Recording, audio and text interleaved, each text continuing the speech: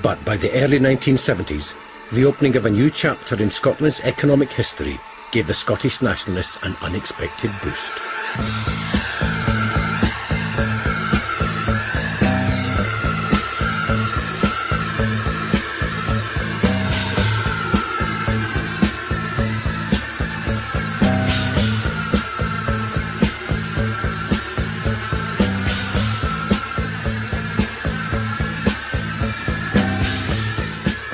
In 1970, BP had found a substantial number of oil fields in the Scottish sector of the North Sea, northeast of Aberdeen.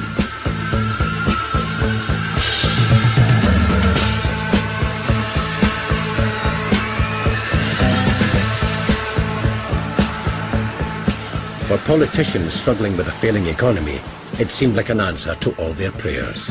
Today marks a milestone in the history of this country as an energy-producing nation, as it is in the fight for economic survival and advance. The British economy was faced with two problems. One was a long-term problem of adapting British industry, modernising it, settling on specialisms that they could do.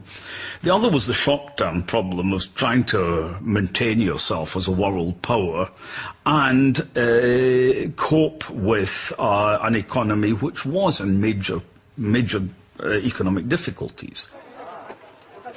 The Middle East's oil wealth was the envy of the West. Now the hope was North Sea oil could be used to bring forth a similar economic miracle. My concern was to preserve and save manufacturing industry wherever I could.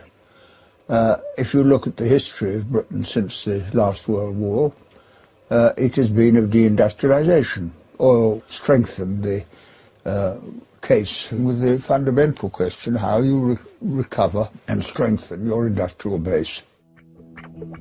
The other advantage of the discovery in the North Sea was self-sufficiency. Britain would no longer be reliant on its supply from the volatile Middle East. In 1969, Colonel Gaddafi had seized power in Libya in a military coup. He now controlled a substantial part of the world's oil supply. He and other Arab nationalist leaders were part of the Organization of the Petroleum Exporting Countries, OPEC, the body which determined the supply and the price of oil. In 1973, the Yom Kippur War between Israel, Egypt and Syria erupted. The Americans supplied the Israelis with arms. OPEC responded by raising the price of oil. Until the present crisis, it was undoubtedly the most difficult period economically since the war, I would have said, and the worst period for any government to find itself responsible for taking decisions. The government saw it as a priority to get the oil going as fast as possible, to restore the country's balance of payments and to increase government revenues and all the rest of it. The huge importance of North Sea oil to Britain's economic future became obvious. But at the same time, one question became increasingly contentious in the devolution debate. During the 1960s, for example, the argument was that Scotland was too small, was too poor, could not support itself. In one particular aspect, with the discovery of oil, all that argumentation was cleared out of the way. The SNP, right from the start, said that Scotland's claim to the oil would only become realisable with self-government. The nationalists were quick to recognise the political significance of North Sea oil and how it could further their case for self-government. They embarked on one of the most memorable agitprop campaigns in British political history.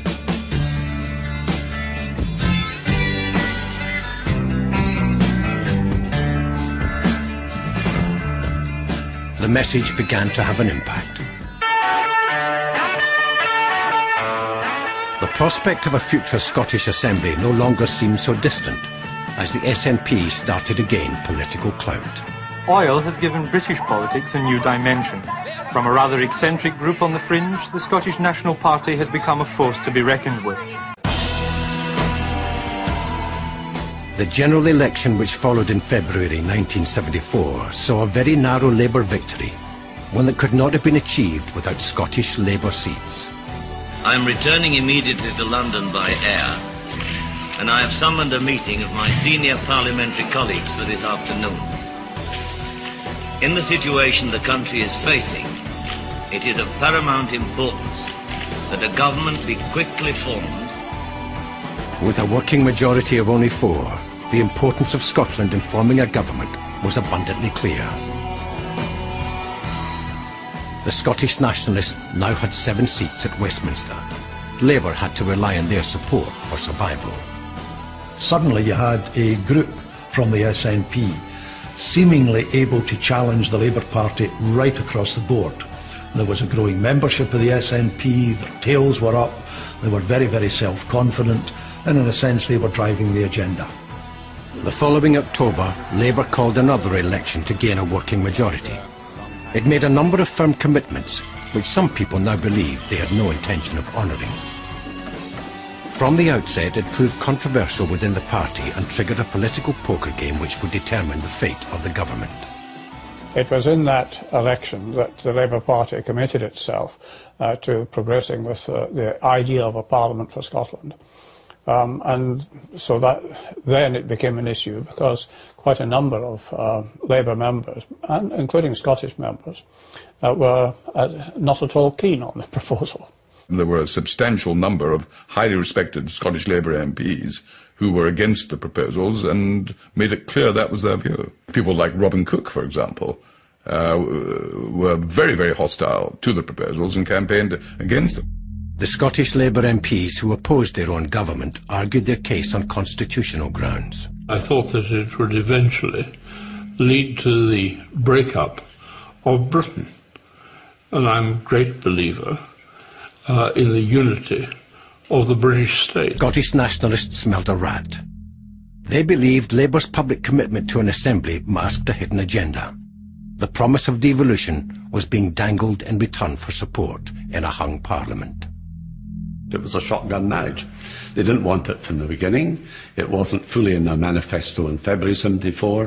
It was only public demand and the threatened loss of Labour seats that forced the Downing Street to concede the issue again.